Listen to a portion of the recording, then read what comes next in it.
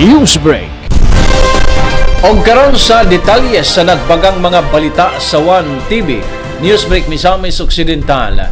Land preparation sa bukid pinagi sa kaingin, gibantayan. Hugot na nga gidili sa lokal og nasudnon nga mga ahensya sa kagamanan ang kaingin system alang sa land preparation partikular sa bukid Malindang. Nagkanayon si Usami City Disaster Risk Reduction and Management Office Head Rico Dondon Guangco Jr.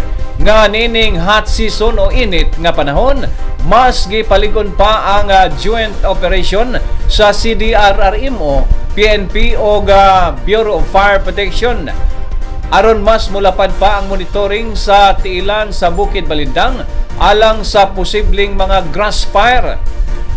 Gihimong panag-ingna ni Guangco ang pila ka mga insidente sa grass fire sa miaging tuig bunga sa pagsunog sa mga sagbot alang sa land preparation aron pagapugsan og mais sa mga mag-uuma ug uban pang mga tanom.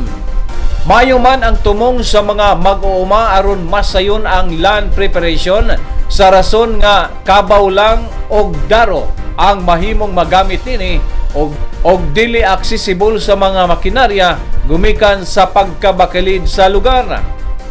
Apan wala masayod ang mga mag-uuma nga mao kini ang posibleng hinungdan sa halapad nga grass fire o forest fire incident.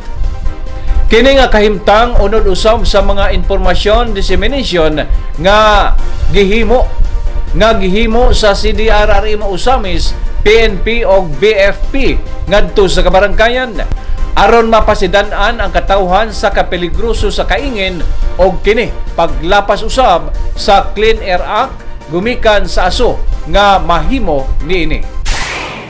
Daghang areas, dako nga mga areas sa atong kabukiran ang nangasunog nya. Ang vulnerability po bisan sa urban areas is kanang mga dili lang antay ko andre grass dito mga balay no. So ang taas gyud ang ato ang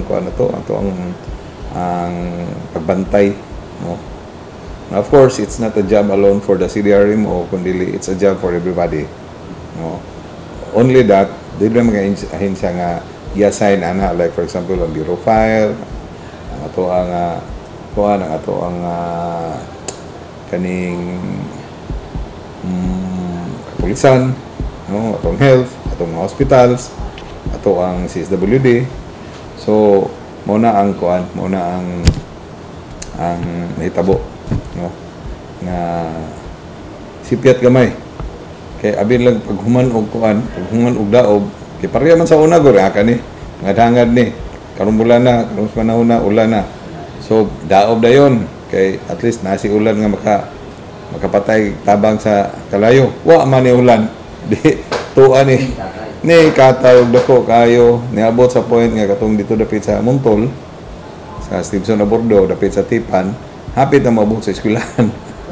Oh, so dako siya nga damage, no nya ini ko ano ba nimo ini kato nimo tuta na kinsa ni area wagi na kaila wagi mo tugan